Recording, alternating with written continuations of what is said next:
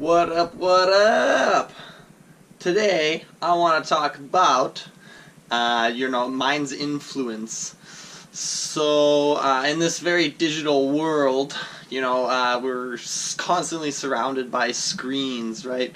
You go to a bar, obviously there's lots of TVs there, restaurants, TVs, the airport. So there's lots of information coming at us. And we're obviously on our phones quite a bit, laptops, and now that a lot of people are not watching TV, or a lot of people are getting rid of their cable, advertisers are forced to now bombard you on places like Facebook and other social media sites, Google, all that stuff. So anyways, being surrounded by this constant information overload, even though you may not be focusing on that TV or that device, you're still getting that information into you, right? Your subconscious picks up so much more than what you realize in your surroundings, right? I don't know the exact amount, but I mean, I think it's something like your subconscious does 80% or 80 to 90% of the functions of your body without even you realizing it. So that 10% is conscious effort, doing your calculations, whatever you're doing, right?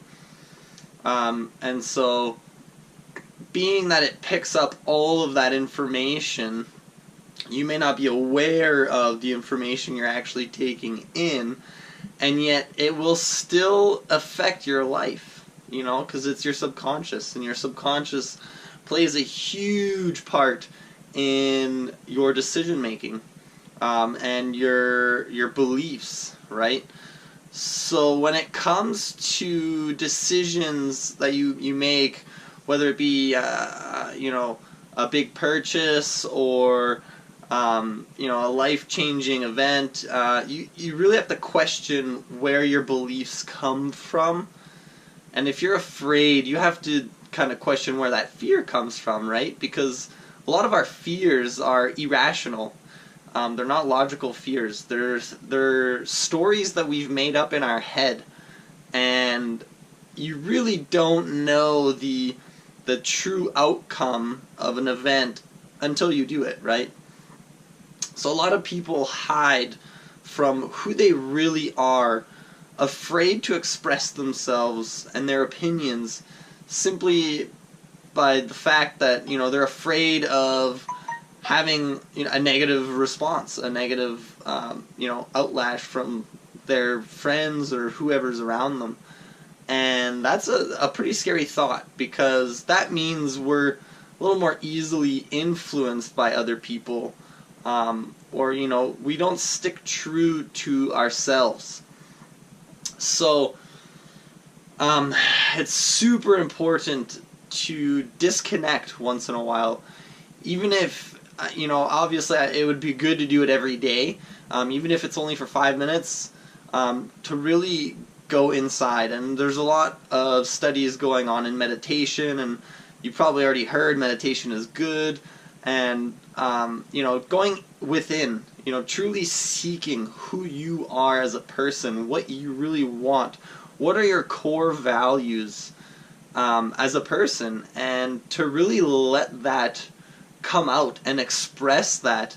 Because if we're gonna change the world for the better, it really starts with you, that person you see in the mirror, and until you can really change that, you can't change the world. You can't change someone else's opinion. The only thing you can do is influence them through your own actions. And so I want to encourage you guys to start meditating. Take the time to reflect on who you are and what you want as a person. And if you're stuck in a job that you hate, or if you're surrounded by people that you don't like, it's time for a change. And if you're unhappy with your life, you have to change your routine. We're very habitual creatures. a lot of the things that we do unconsciously, right? So your morning routine, you probably do the same thing over and over again. Same with driving, right? You drive the same route. Sometimes people don't even remember their drive home because it's just on autopilot. Once you've once you've done something in a certain way and it just works for you, or you think it works for you, you continue doing it. You don't question it. It's a habit, right? And there's actually a study they did with mice where they ran them through a maze, and once the mouse got to the reward, whether it be the food or whatnot, they would take that reward away, but the mouse still remembered that path, right? And it continued going the same, like doing the same path over and over. I think it was up to 10 times before it stopped, realizing there's no more food there.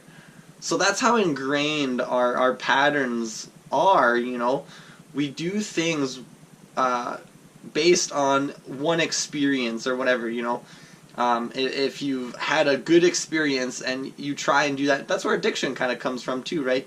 You're chasing that high. Someone tries something for the first time, they love it, and they repeat it, doing it over and over again, chasing that initial high, but it never is as good as the very first time.